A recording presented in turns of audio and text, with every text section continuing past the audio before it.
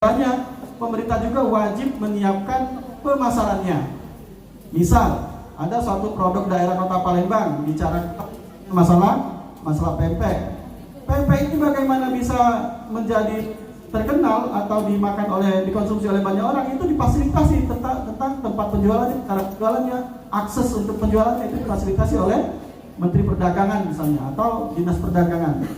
Nah, 3 hal ini merupakan cerminan dari doa pada saat kita minum air Zam-Zam. Allahumma inna nas'aluka ilman nafi'an wa rizqan wasi'an wa shifaan min kulli da'.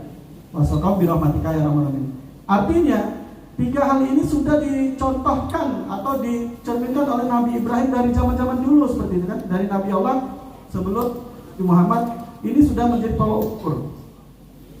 Bicara konteks kepalembangan, nah itu ya, tentang kepalembangan, kami pada saat itu, kalau boleh bercerita, ada seorang binaan saya, seorang pengacara muda, masih bujang, nah ini masih bujang pengacara ini, yang mengkontak saya untuk minta ketemu untuk menyampaikan masalah guru-guru agama.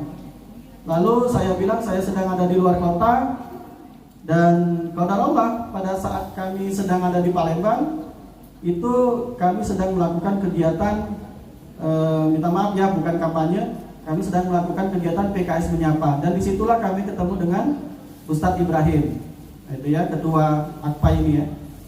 Setelah diskusi-diskusi saya perhatikan ternyata banyak sekali guru yang tidak mendapatkan kesempatan untuk melakukan PPG ya. PPG itu pendidikan profesi guru. Saya diskusi di sebuah warung, saya bilang ini tidak bisa selesai oleh kami pribadi, saya bilang. Mumpung ini sedang pembahasan, maka tolong besok, karena itu hari Minggu ya Ustaz ya waktu itu ya, tolong besok kita ketemu di praksi dan saya akan bawa kalian ke praksi, ke Komisi 4 saya bilang, karena Komisi 4 sedang membahas anggaran. Nah Bapak Ibu sekalian, kami sebagai DPRD itu di dalam demokrasi di Indonesia itu ada 3 fungsi kami sebagai anggota dewan ya. Fungsi yang pertama itu adalah fungsi penganggaran. Jadi kami di DPRD itu membuat anggaran, menyusun anggaran yang disampaikan oleh pemerintah dalam nota dinasnya, kami bahas dan kami akan menyetujui jika ini benar-benar untuk kepentingan kesejahteraan rakyat. Lalu yang kedua, fungsi DPRD itu adalah fungsi pengawasan. Nah, jadi kami akan mengawasi anggaran yang sudah diketok palu di DPRD dalam suatu paripurna, itu akan kami awasi penggunaannya, apakah penggunaan itu sudah tepat guna atau tepat sasaran atau melenceng. Jika melenceng maka ada hak-hak anggota dewan. Haknya itu antara lain adalah hak interpelasi, hak angket, dan hak bertanya. Lalu fungsi yang ketiga, itulah fungsi pembuat peraturan daerah, Bapemperda. Nah Bapak Ibu dan sekalian, di dalam fungsi penganggaran inilah pada saat kami ketemu dengan Ustadz Ibrahim, ketua AKPA ya, ketua AKPA sekarang ya, baru dilantik ya, barakallah ya. Itu beliau menceritakan bahwa banyak sekali guru-guru agama ini yang tidak diberi kesempatan untuk melakukan pendidikan profesi guru, padahal mereka sudah lulus pretest. Nah ini kan merupakan suatu hal yang harus diadvokasi bagi kami. Makanya kami ajak mereka untuk ketemu dengan kawan-kawan Komisi 4. Dan alhamdulillah pada hari itu sampai ketemu dengan Komisi 4, kami dampingi, padahal kami bukan anggota Komisi 4 ya, kami anggota Komisi 3, bidangnya berbeda. Kami sampai izin untuk mengikuti rapat Komisi 4 dengan kawan-kawan KKG ya, pada namanya KKG ya. Alhamdulillah dalam pembicaraan mereka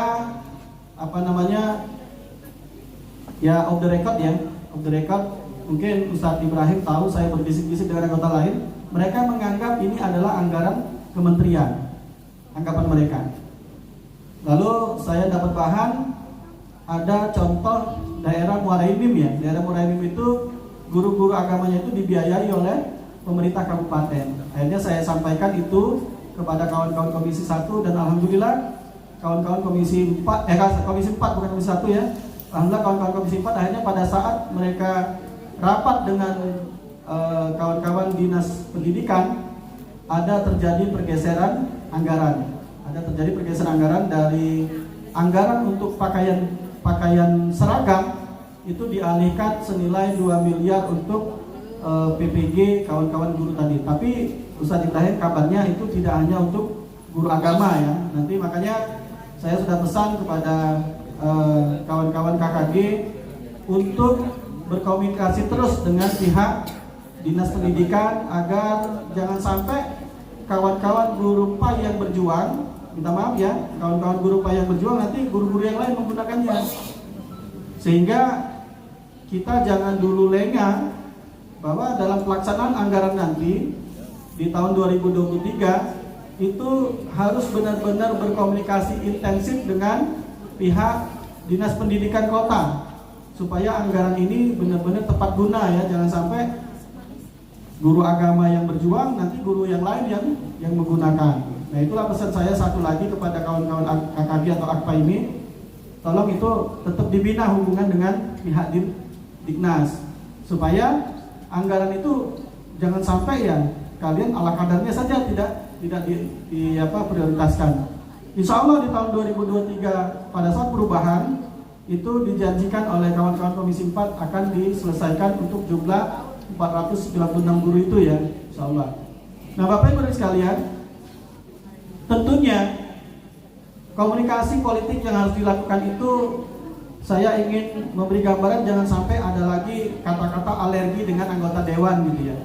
Karena selama ini saya perhatikan kawan-kawan KKG ini hanya mendobrak kepada Depak dan Diknas saja. Karena anggaran itu dibahasnya di DPRD. Makanya saya bilang harus segera berkomunikasi dengan kawan-kawan fraksi. Karena fraksi itu punya fungsi yang sangat penting. Sebelum ketok palu di paripurna, itu 8 orang pimpinan fraksi ini yang akan apakah menyetujui atau tidak. Makanya kita perlu berkomunikasi dengan 8 pimpinan fraksi yang ada di DPRD Kota Palembang. Alhamdulillah dari fraksi PKS Bu Yulfa itu konsentrasi sekali mengadvokasi ini ya. Sampai sebelum rapat fraksi beliau mengkonfirmasi ke saya apakah anggaran ini sudah digeser atau belum. Saya komunikasi dengan kawan-kawan Komisi 4 dan alhamdulillah anggaran itu sudah digeser dan sudah ketok palu di tanggal 30 November kemarin. Nah, tolong doa, yang namanya APBD itu kan baru rancangan ya, baru rancangan dan baru rencana. Kita berdoa semoga PAD Kota Palembang tetap meningkat sehingga alhamdulillah di tahun 2022 ini per tanggal berapa Desember kemarin itu capaian PAD Kota Palembang lebih dari 1 triliun. Lebih dari 1 triliun. Kita doakan untuk tahun 2023 itu anggarannya bisa bertambah sehingga anggaran untuk dinas pendidikan khususnya tentang peningkatan kapasitas guru itu bisa diperbesar seperti itu. Amin. Lalu yang kedua adalah komunikasi kembali dengan kawan-kawan fraksi, kawan-kawan Komisi 4 itu sekitar bulan Juni ya. Bulan Juni itu karena janji kawan-kawan Komisi 4 kan akan menambah anggaran di anggaran perubahan. Anggaran perubahan itu baru akan dimulai pembicaraannya itu pada bulan Juni paling cepat. Tapi itu tergantung dari pemerintah kota kapan mereka akan mengajukan anggaran perubahan. Tapi sebelum bulan September itu harus sudah selesai, bahkan bisa dipercepat itu ya, bisa dipercepat.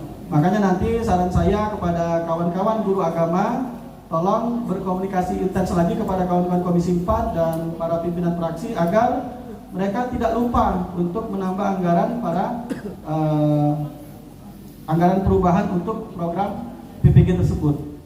Nah, mungkin kalau saya ngomong terus Bapak Ibu akan ngantuk karena ini jam tidur lebih baik kita melakukan interaktif. Bisa diskusi, bisa tanya jawab, tapi kalau saya tutup ada yang nanya, saya izin pamit gitu. Mungkin itu dari saya sebagai pengantar.